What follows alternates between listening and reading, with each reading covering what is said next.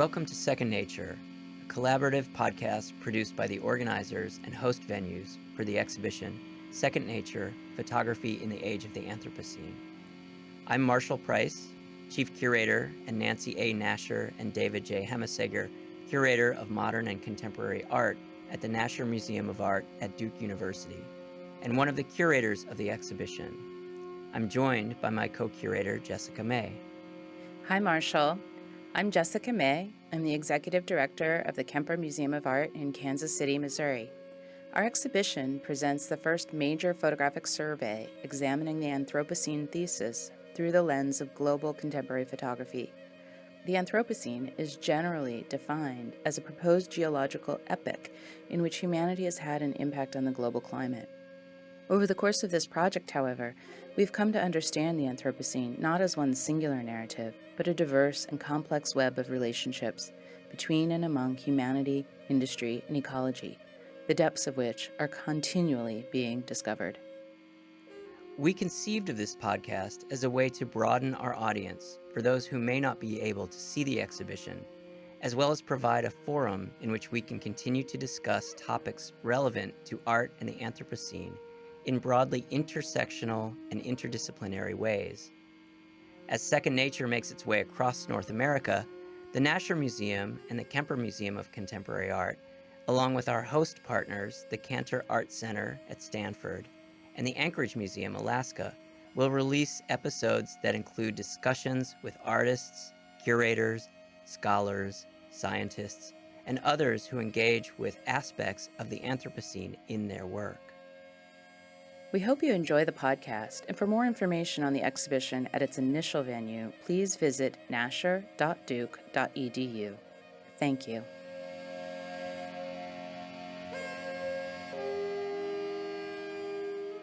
Hi, I'm Tanvi Dutta Gupta, and today I'm honored to be facilitating a conversation between artist Todd Gray and environmental justice lecturer Dena Montague.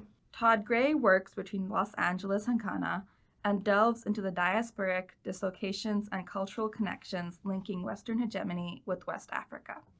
His interdisciplinary practice spans photography, performance, and sculpture, and his work is held in major museum collections worldwide, including the Whitney Museum of American Art, the Studio Museum in Harlem, and the J. Paul Getty Museum.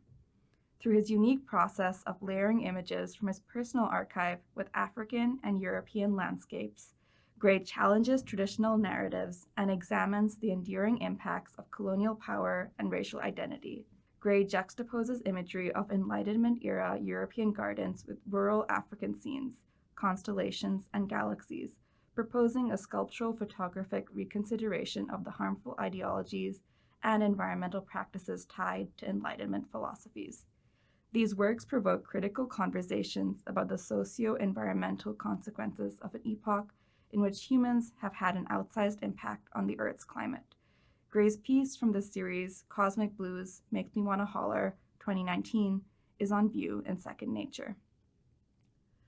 Dena Montague is the founder and executive director of Energy Rich, an award-winning international social enterprise partnering with students and faculty from several universities in Ghana, including Tamale Technical University, Ashesi University, and University of Development Studies, to establish local production of solar energy systems in northern Ghana.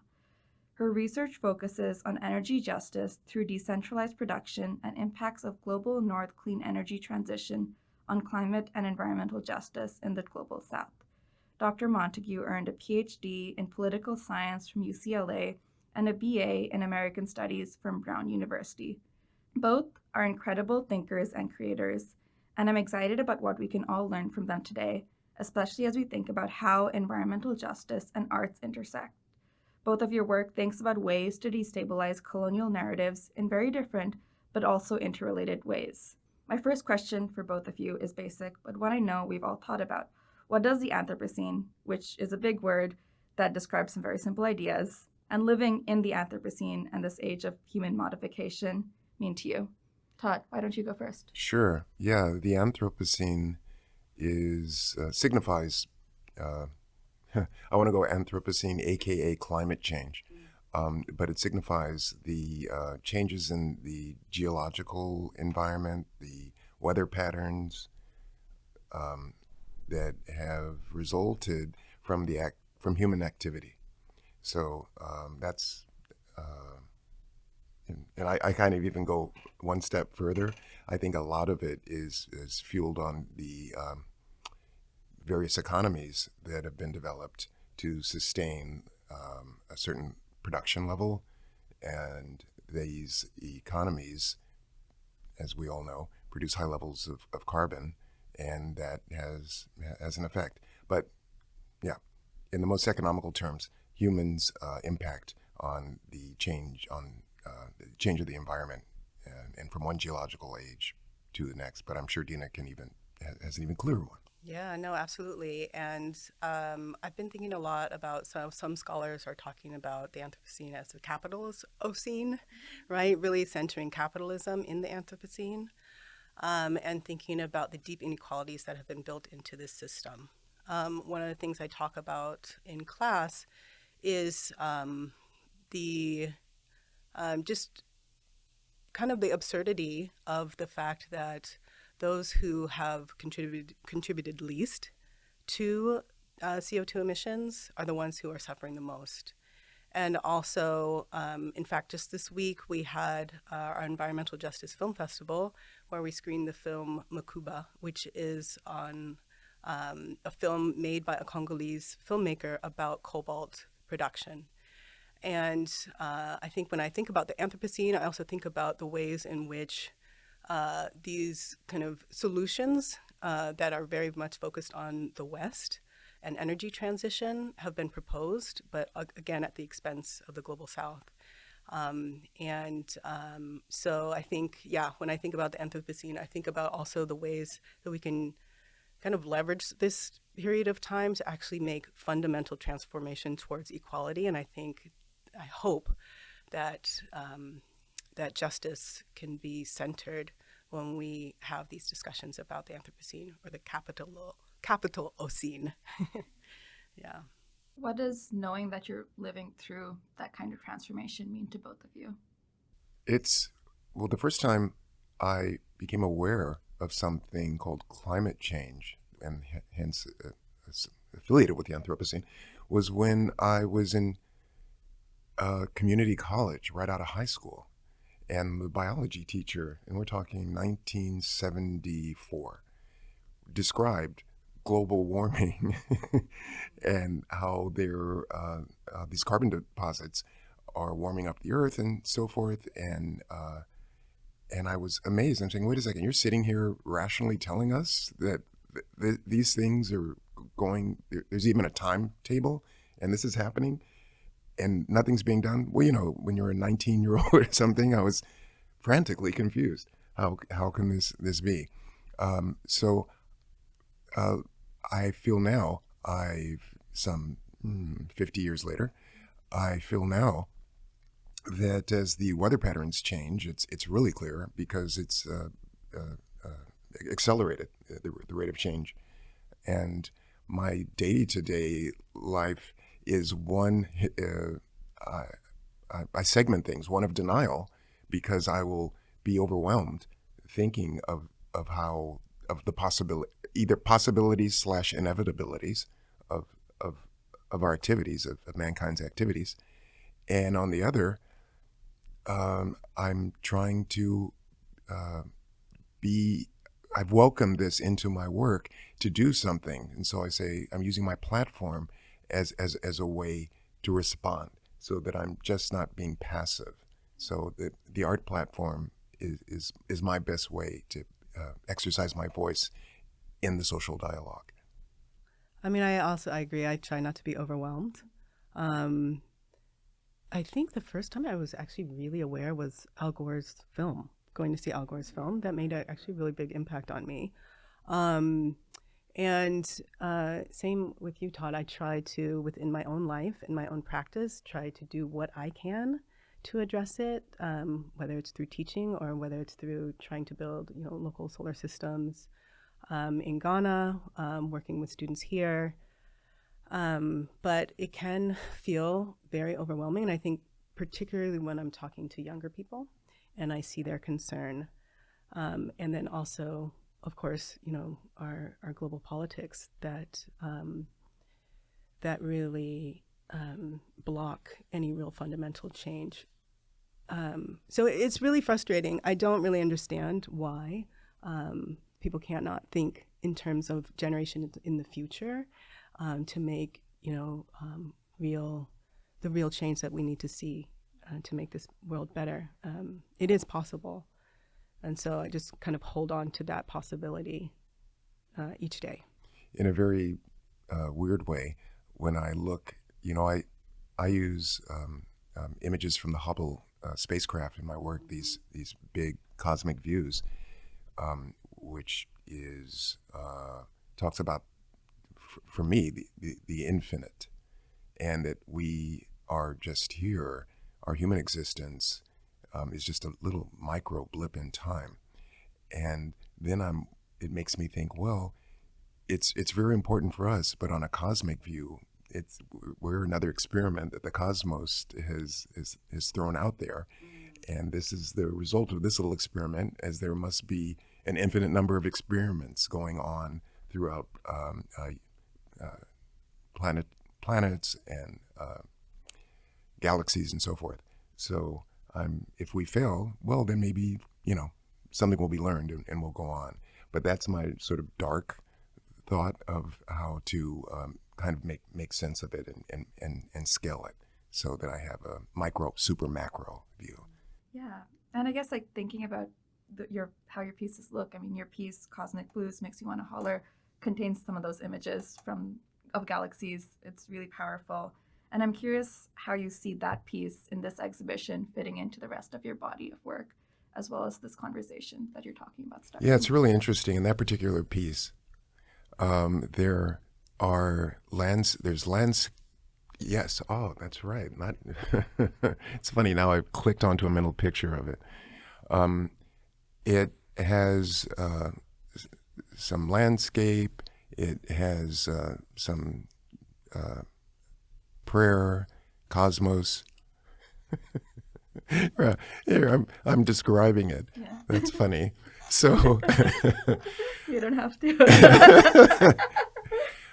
what the intersection is quite interesting, because the landscapes are a result of colonization.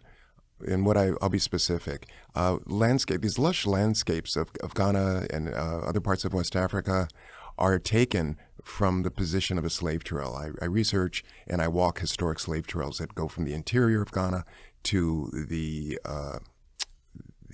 coastline, and they normally follow a waterway. And when that waterway goes into the ocean, that more than likely there'll be a slave fortress adjacent to it, and it's so these pathways are still used today, but they're documented, or you can go to a slave fortress and then start walking towards the interior and just follow a waterway, and you will be on a slave trail. So although these landscapes are quite beautiful, for me they mimic also what my forebears. I'm an African American, that one of my great grandparents may have walked on that path, and so we have this beauty, this natural beauty, but this horrific activity that is there. So, and I also use images of that I take in Europe of imperial capitals, of gardens, imperial gardens. Those gardens are a statement of power and wealth and control. It's quite.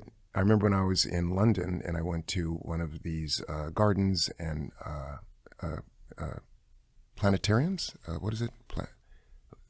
And the collection of plants, and it really just shows that Britain not only controls the land, they control the plants and the nature, and this whole idea of control. So what we think of is a really lovely, beautiful thing, a fantastic European garden. Behind that is a level of ownership and thinking and control. And so I put these two beautiful statements together these imperial gardens, beautiful landscapes of Africa, which one would think, oh my gosh, this is sublime. Well, underneath that sublime is horror. So that's, and then as we go on, of course, this accumulation of wealth in industry feeds the capitalist machine, and that is what accelerates us into this age of the Anthropocene because of all of this activity.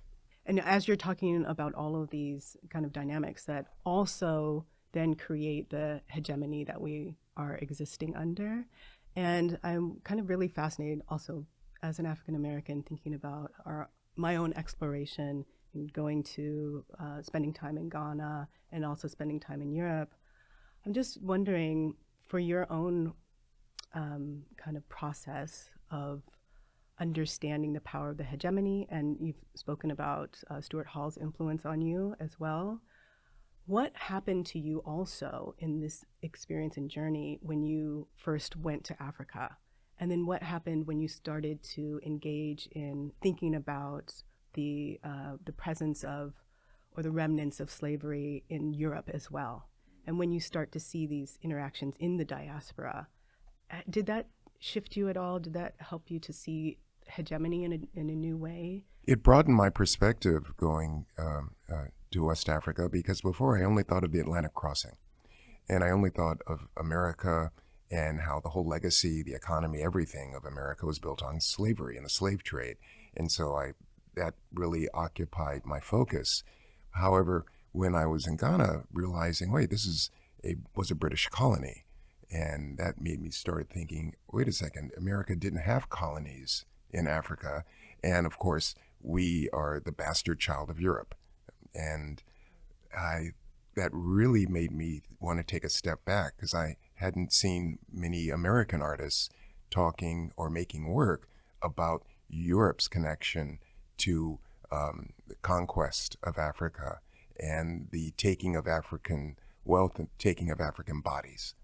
And so I decided, you know what, I'm going to shift my focus there. My first trip to Ghana was in 1992, I believe, when I was hired by Motown Records to do an album cover for Stevie Wonder. So I traveled to Ghana for the first time with Stevie, and he kept saying as we're traveling around the city that, Todd, this is where we're from. Because I have no record, I have no idea. And even 23andMe, when they did a DNA test, it just said West Africa or something like that, mm-hmm. And along with someplace in Europe and someplace. So this is more of a poetic embrace, because there's a very high probability that we came from Ghana or someplace close by. So Steve kept saying, Todd, we're from Africa, we got to come back. And I said, yeah, okay, cool. But I had no intention of returning.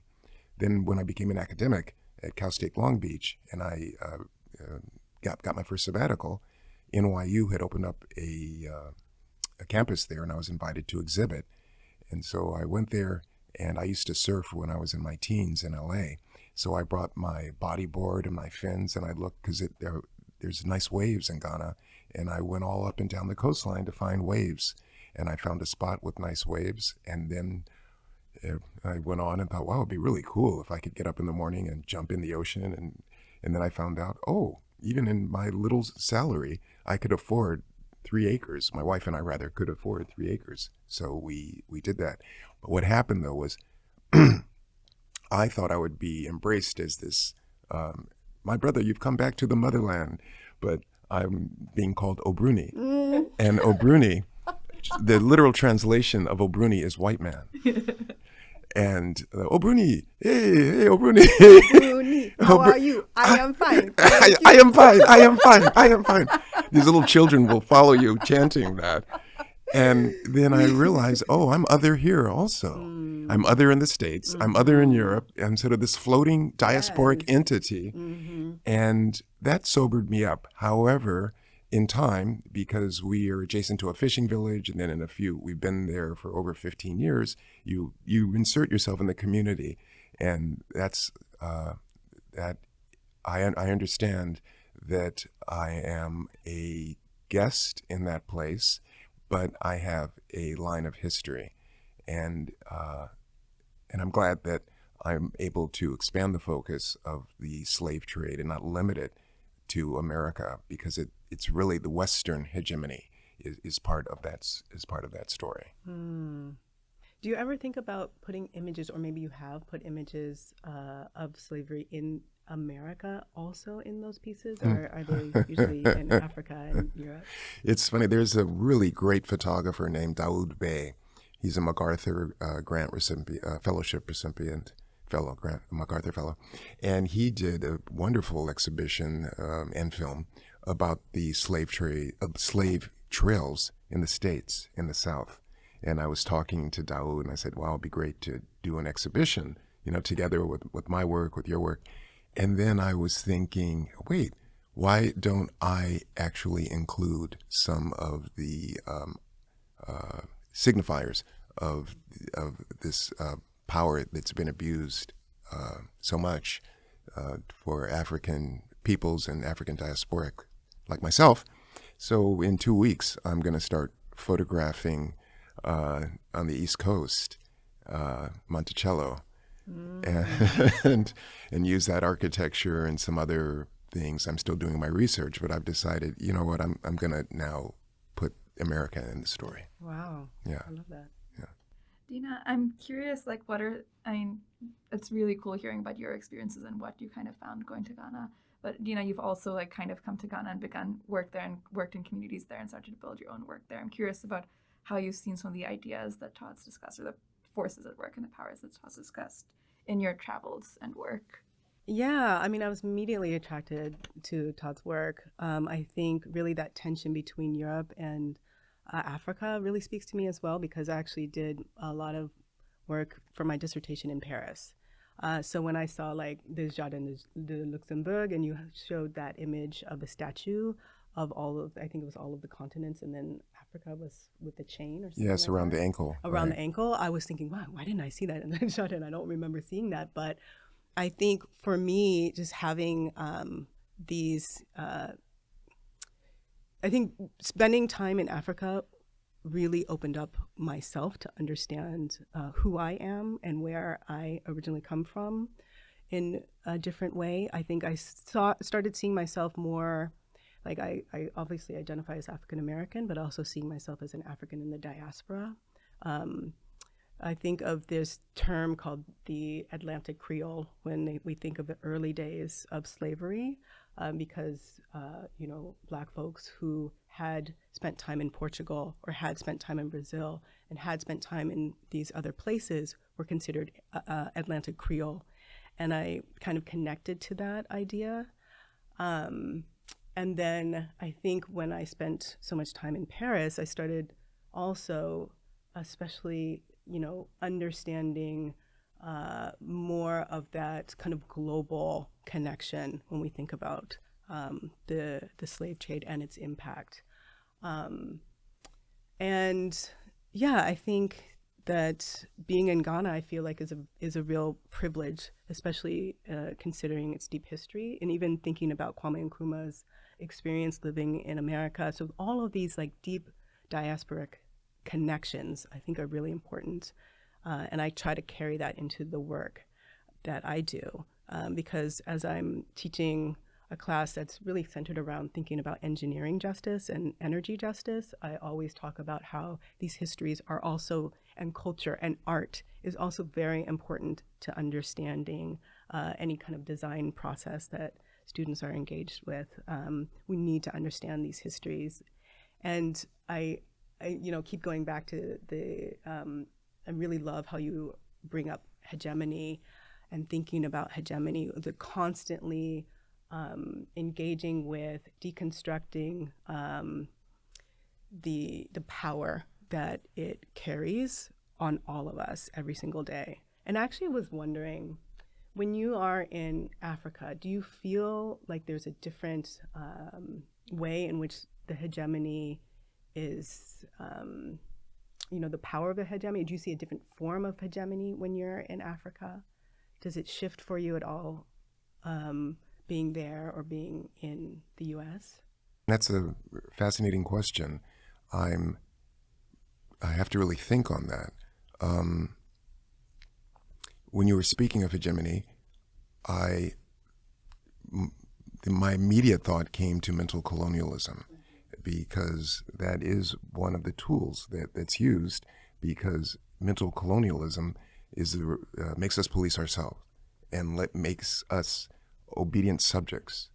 And I certainly am aware of how that plays out differently in the States as it does in contrast to Ghana. It's quite interesting. I am also, when you talked about that, I thought about Saidiya Hartman and she did a book a couple years ago, something about your mother, Return to Your Mother, but it was about her being on sabbatical and going to Ghana and asking folks, why did you send us away? Why did you sell us? And on a lot of those conversations, there was a blank response.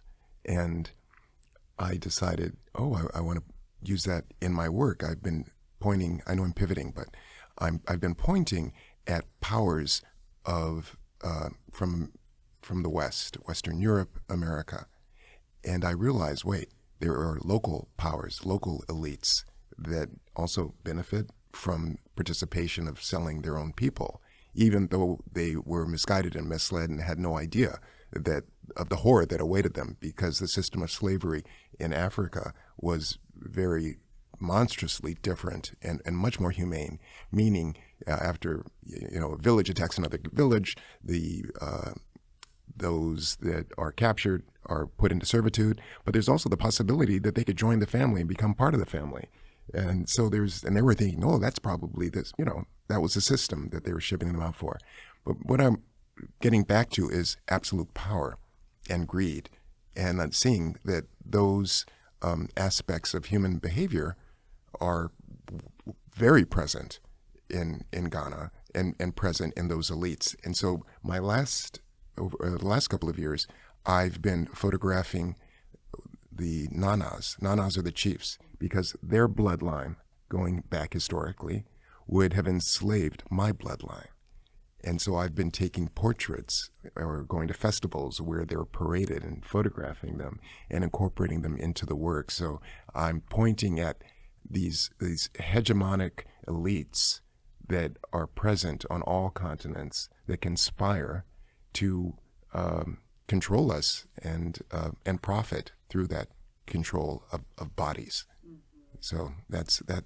So my views keep expanding. It expanded from American to Europe, and now even in Africa itself. Power, hegemonic power, uncontested power. And I want to just make a pause.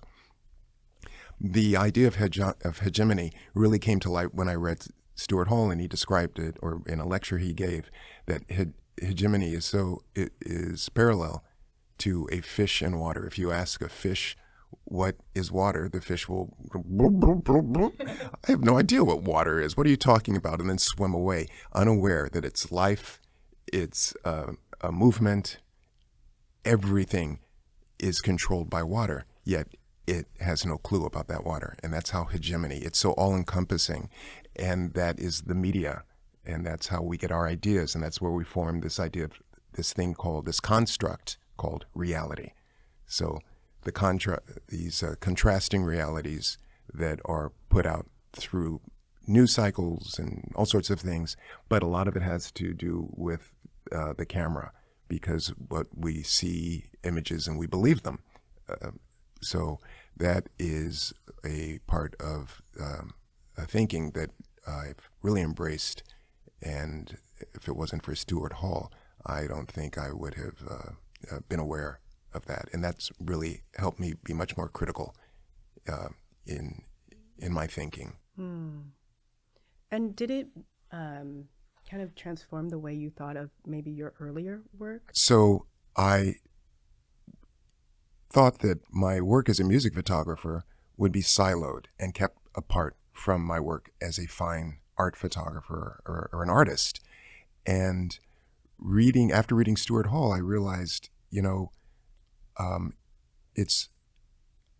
creating barriers, and that there don't need to be those barriers. So what I did was I started embracing and utilizing the photos of these celebrities that I'd made, specifically Michael Jackson, and portraying him, though, as an African diasporic individual, and also his embrace of European aesthetics. I mean, by embracing this notion of European beauty. So hence your lips, your nose, these African features that are not part of the definition of beauty of European face. And so he had embraced those to change his face, and also then realizing as well of these ideas of my own behavior of being an African, that I'm African American, that I'm less than. I had a little inferiority complex, and I just thought whiteness was king. I mean, because look, it's everywhere, and it's the coolest thing. So until I became aware of that, I was operating under its hegemonic thumb. So and I've drifted again.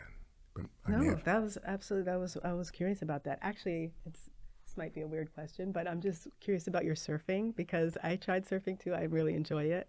And I'm just thinking in terms of like the hegemony and like who is supposed to be surfing, and I'm just wondering if that as a Black person surfing, like how was that experience for you? Well, when I was 13, 14, 15, 16, I surfed, but I grew up as an upper middle class Black person, and we were living in LA, and a lot of my friends, not a lot of my friends, but my core friends, we skateboarded and we surfed. And that's because also we went to integrated schools, middle class schools, and those kids also surfed. So it was just part of the culture. But I was hanging out mainly with a group of Black surfers / skiers. So we also skied. Mm-hmm. I used to ski too. Yeah, and I. Black skiers. Yeah, and we were the only Right. we were the only ones on the snow. And this is the 60s and 70s, you know. So for me, it was normal. I mean, why not embrace these activities, not realizing that our parents had a economic position that allowed us to embrace these activities, because they're expensive, and you got to transport your board to the beach and back, and not really realizing how it starts with a P. Privileged. Not realizing the position of privilege that we occupied. And I just took it as normal. And now I want to jump to Stuart Hall, because one of the great principles that I absorbed from him was to question normativity. Because normativity is what allows us as subjects in the hegemony to actually go along with things, because, it's normal. Nothing is normal.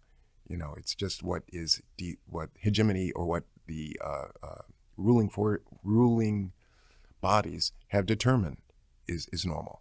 So at some point, slavery was normal. What's the big deal? So anything can be normalized.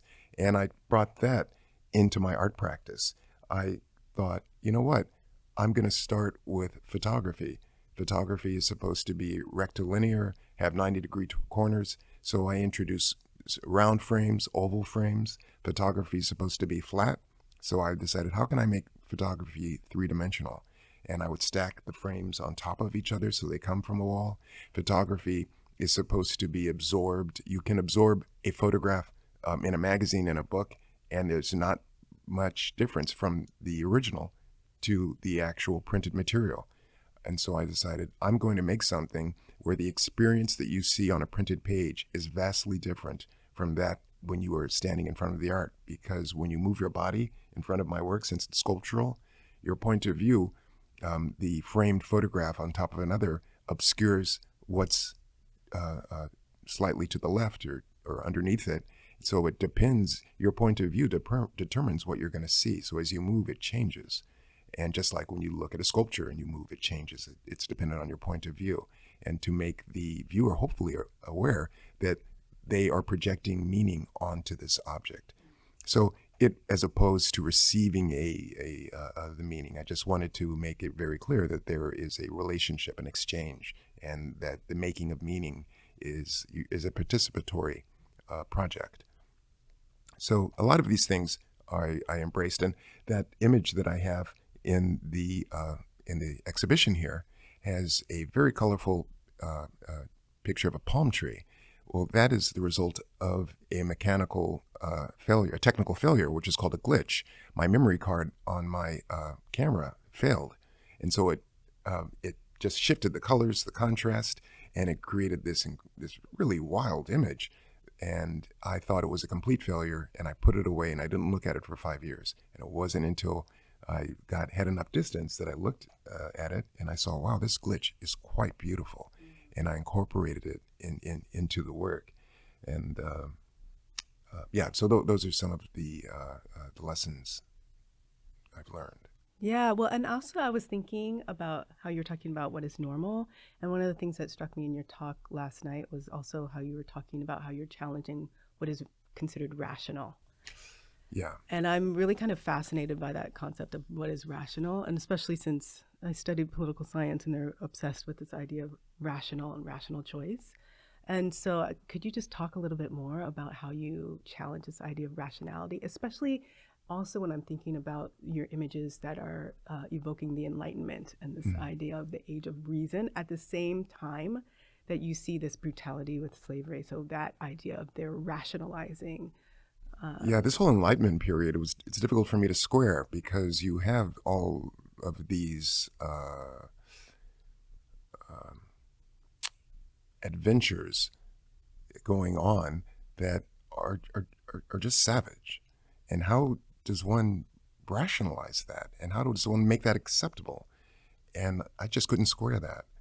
And then I thought of a lot of various historic epochs and how when we look back, we scratch our heads. How can they not see how horrific this is? Well, it's been rationalized through argument. And then I realized that almost anything, a great lawyer can rationalize and put up this argument.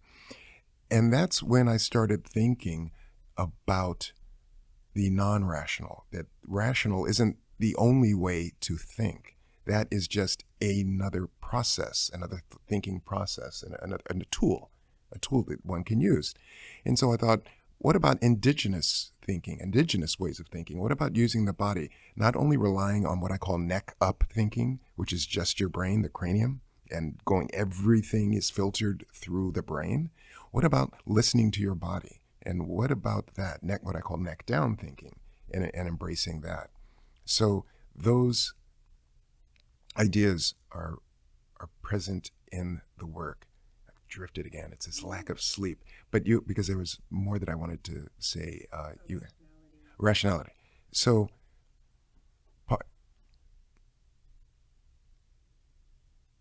I gave quite a bit of thought to the non-rational and looking at various art movements, Dada, Surrealism.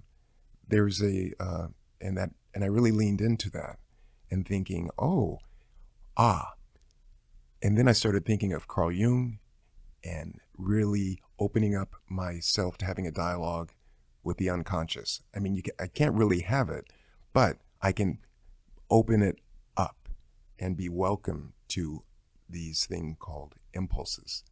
And that's really helped a lot, to listen to my body, listen to if I'm feeling stress or something, and then make a photograph or just not depending on this whole idea of thinking through and making a rational decision. Because I see, wow, you can rationalize slavery, you can rationalize misogyny, there's some horrors that you can just rationalize. You've had such a fascinating life. I'm just wondering, do you remember when you first took your first photograph? Do you remember what it was? I remember a situation. I remember getting a Brownie camera. And I remember it being Easter spring break or something, and the family took us to Palm Springs, you know. Ugh. So when we get back and the film is developed, my mom's looking at it and she goes, "Wait, where are us? You have pictures of people and trees, and where's us?" And that's what it started. I had no interest in taking pictures of my family. I go out and I said, "Mom, I see you every day. Why do I need a picture?" But I haven't seen like these things in Palm Springs. It was fascinating. So that's my earliest, being a teen. Do you still have those photos? That's a good question. Yeah. I have, of course, my high school photos and so forth. But then what happened later on, my good friend Niels Lozauer, we would go to rock concerts and he would bring his camera. And that's when I realized, oh, you know what? I have this fantasy of being a musician. I would love to be on stage, you know. And I realized, oh, that's not going to happen. But then I saw at the foot of the stage were photographers. And they're part of the show, you know. And I realized when you go through magazines and so forth, and you see the photos of your rock stars, that you get a feeling from that. And that's at that point I made a decision that I wanted to pursue, you know, music photography, and that was in high school. Wow. And then I shot my first album cover at 17. Had photos in Life, had a photo of Mick Jagger in Life magazine while I was still, in 17. And shot Bill Withers, just a ton of people. So I'm just thinking, you grew up in LA at a really kind of fascinating time in LA. Could you kind of talk about how the city might have influenced you also, or did it? Well, yeah, it's an entertainment town. And everyone's pursuing not everyone, that is an overblown stereotype, but many. Well, not so much. I would say the majority of actors were waiters. So you could go into a restaurant. And yes, indeed, it is an aspiring actor or actress. So the idea of celebrity is very much infused in the culture and is celebrated. So it's not far-fetched for me to have been seduced by that picture and finding it important to be part of that, especially because I had defined myself as a second-class citizen as a Black person, because my mind was mentally colonized and I did not see my full humanity as being enough, because every time I'd see an image of myself, it was in the act of service. It was as criminal in all of these really abject situations.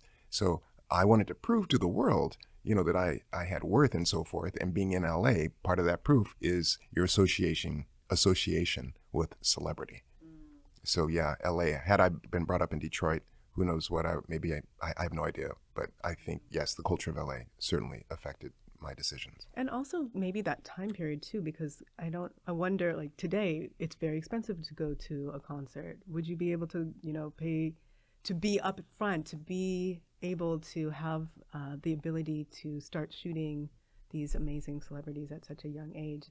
Was it also just the 60s, 70s LA that allowed for a little more access, do you think? Oh, absolutely. Yeah. Because of that time and the newness of it. And also youth culture was very strong, and the generation that fought in World War II, they had no idea what was going on with these kids smoking pot, having long hair, experimenting with psychedelics and defining a new way to live. Hippies, Black Power. It was just they were confused, and it's funny. I was able to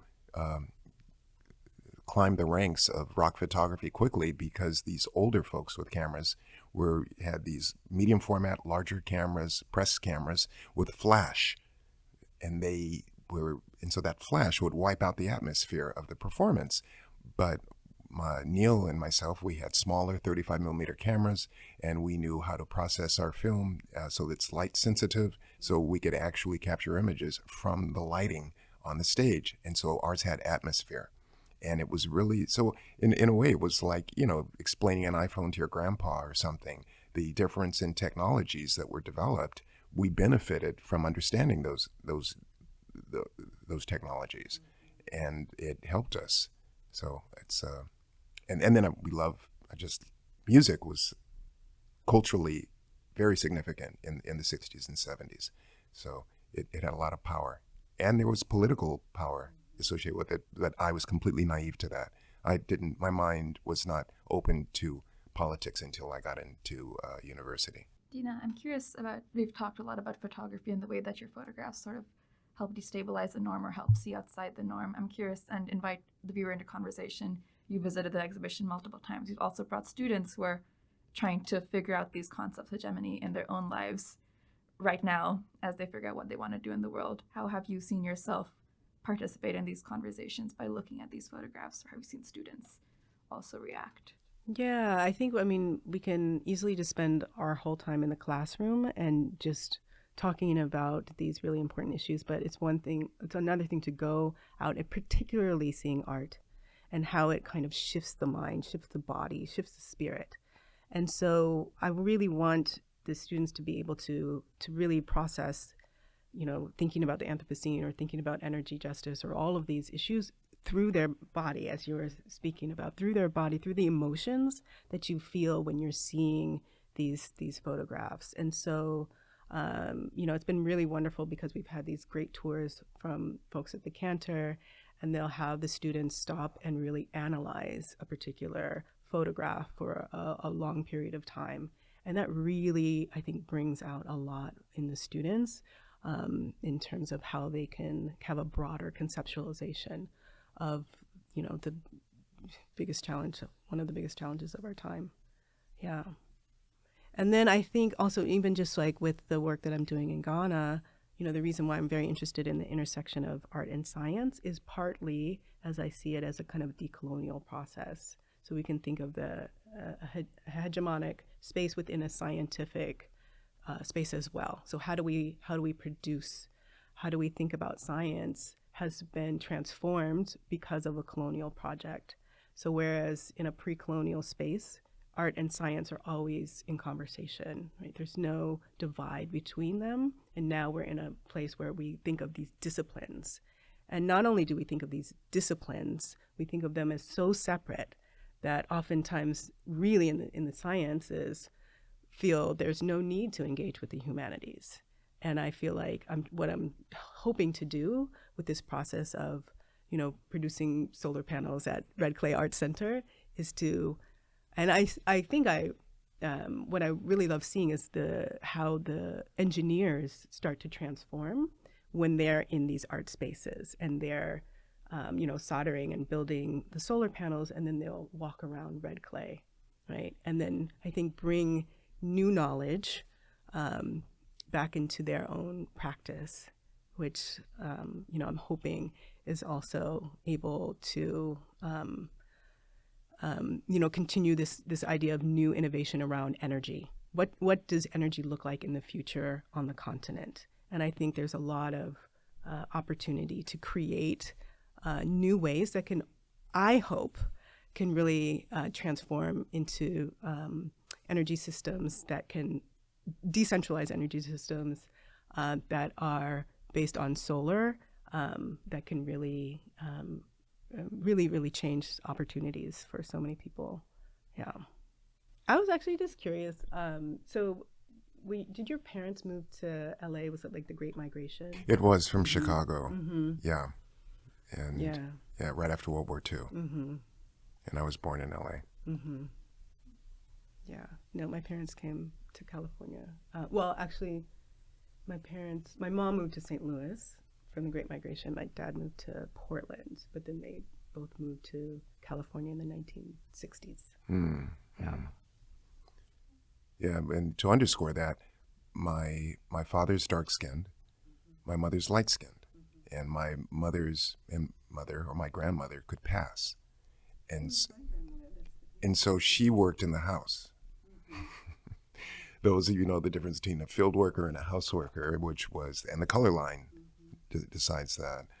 But the reason I bring that up is so in LA, my mother associated with a lot of light-skinned women who happened to be Creoles from New Orleans. And part of that is how I became a Catholic, because all of her girlfriends and so forth were Catholics. It's just so curious how we have also accepted these ideas of racial boundaries. And it wasn't until further reading Fanon, Wretched of the Earth, reading The Bluest Eye, Toni Morrison, reading Bell Hooks, that I realized, oh, you know what, there's not just this racial divide that's happening between whites and blacks. There's these class and color lines, and so much in Brazil. Oh gosh, it's the color line is hard, you know, and it can be oppressive, just completely dependent on the pigmentation of your skin, period. And that has really made me more sensitive to my own thinking, and how my thoughts are not completely my own, but they are actually formed by dominant culture. And when you as an individual have that realization, it is like a lightning bolt has hit you. Because I remember after, and that's why I really want to sort of share this information, because that is what has pushed me to make my art very hard, is that moment when I put down a book in Fanon and I was thinking about Michael Jackson and about those choices he made. And then I saw the parallels in my own choices, and I saw how I thought whiteness was greater than blackness, because of what I had accepted as the norm, and how I was embraced. Like, I thought rock music was better than Motown and Stax and black music. And it was, you're gonna laugh. I did a lot of work with, well, not a lot of work. I did some work with Led Zeppelin. So I was at a party after a concert, and I was talking to Robert Plant, the singer, and I was saying, "Oh man, the music is so good." And he says, "Well, you know, Todd, all we do is play black music." And I said, "What?" Here's Led Zeppelin. Here's Robert Plant telling me all we do is play. And I said, he says, "Yeah, man, all we do is play Mississippi Delta blues, but we do it really fast and loud. That's all we do." And I said, "Mississippi Delta blues?" I said, that's the crap my father listens to. And there's no way you do that. And he goes, "Yeah, man, we're a blues band." I go, "No way, man, you're Led Zeppelin." And so I'm arguing with Led Zeppelin about what they're doing. But that was from my colonized mind. Not even recognize the richness of African culture, how it filtered to the blues, and what I was actually listening to black music, but it was whiteness. And so just how these dominant culture can infuse and obscure your thinking. So my self-worth, I thought my self-worth was less than, until I realized that colonial powers would come in to indigenous cultures, and when they take over, they would exercise their superiority because they had technologies, weaponry that clearly were superior, because we've subdued you, we have conquered you. And then they outlaw the religion, they outlaw languages and so forth, and they put them into a position of servitude. And then the indigenous will slowly go, well, maybe so, because look, they have conquered us. So this is a superior culture. So that's when you start swallowing the seeds of mental colonialism. And that's when I had that aha moment, which I'm hoping everyone, if you're a woman, then you have that aha moment where you're supposed to, be demure, step back, all of these qualities that, no. Once you have this, that you've accepted these concepts of self from dominant culture, and they did not come from your self, that it's just an amazing realization. Yeah, actually, I was really struck by one of your images where it's, I think, in a garden, and it's like King Leopold's garden or something like that, right? Yeah. And then you described the columns like a spine. Yeah. And then overlaid is like Michael Jackson's Red jacket. Yeah, from Beat It video that I photographed. Yeah. Yeah. So when you were speaking about that, I was thinking about this like connection between like King Leopold and the spine, and then this image of of Michael Jackson. You know, Leopold was just, I'm sure most folks know, responsible for the genocide of 2 million Congolese in the early 1900s because of the discovery of rubber. But also the Catholic Church was hand in hand with Leopold because they were out there to save these souls. So if you did not make your quota of rubber that day, your hands are chopped off. And then there's a priest there that can bless you to ensure that your soul goes to heaven so you won't go to hell. So everything's good.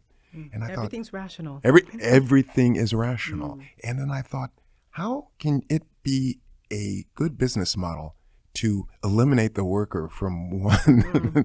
Well, this does not make sense to me. But it's been rationalized and accepted. And so that once I read about King Leopold, that really brought this bright light and complete suspicion of these thinking systems that come out of the Enlightenment, that come out of of Western culture, and so forth. Okay, can I ask another question about your future work? So what's happening now? Like you talked a little bit about going to Monticello. What other ideas are you thinking about? God, I hate that question. Oh, you do? I'm sorry. No. It's a good thing. One should embrace. Cut that one out. No.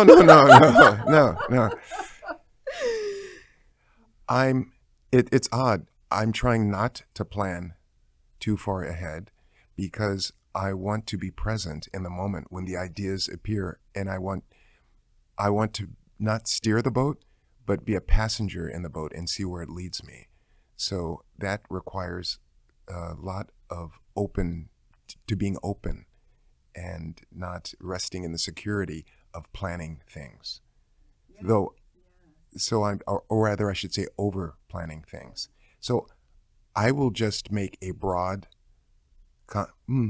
actually I can answer that even more specifically because I do have a plan. Yeah. Okay. Well, you know what's so interesting is when you said that, I was thinking about how last night you were talking about time, and when you're in Ghana, things slow down. And I was like, that was such a Western American question, what's next, right? Yeah, and then when you're in Ghana, there's not that sense of, kind of pressure and thinking about the future is not. Yeah, earlier you asked me how my thinking or how my behavior is changed when I'm in Ghana, and it is that time changes. The time is more leisure time. I have time to sit and speak and exchange with someone as opposed to let's get to the point, let's get to the next thing. So it's not a it's not transactional. It's not transactional, and I've really embraced that. But I'm doing a big project of 30-foot works. And it takes a long time. I've been working on it on a year for the LA County Museum, and that is what's next. I'm doing these huge photos that are composed of 14 to 16 photographs spread out, and they're 8 feet tall, and your body gets involved, and the architecture of the space is involved. So the scale of the work is increasing, and the stories are more complex. And the idea of time is much more fluid, where one image will be from a couple thousand. I was in Rome for the Rome Prize and photographing these Roman ruins from millennia, and then having something in the contemporary moment, but showing the relationship of those historical moments and that they are influencing our lives now. So the scale of the work and the narrative is deeply enriched, and that's what's coming up for me.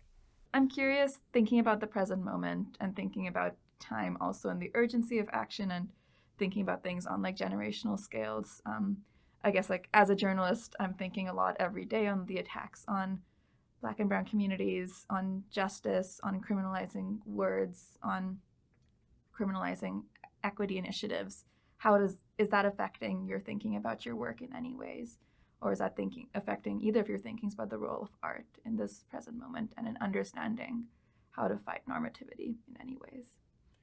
I think it just really heightens the necessity to exercise my voice and the necessity to, maybe that has been why I am embracing larger scale, the ability to have a more complex narrative in the work. But for me, at root, is this idea of hegemony, which is this power that's all encompassing. So I'm just leaning in harder into my work because it's been critical for the last 30 years of my work. Its foundation is critique. So I'm just leaning into it harder. Yeah.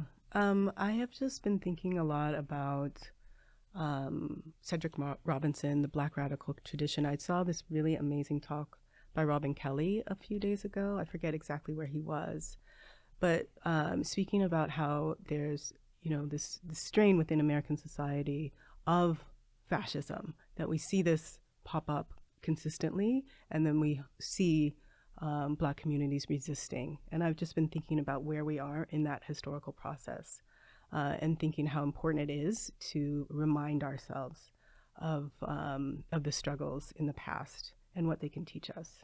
And so I've been really trying to hold on to that. Thank you both so much for your time. It's been a privilege to hear you two in conversation.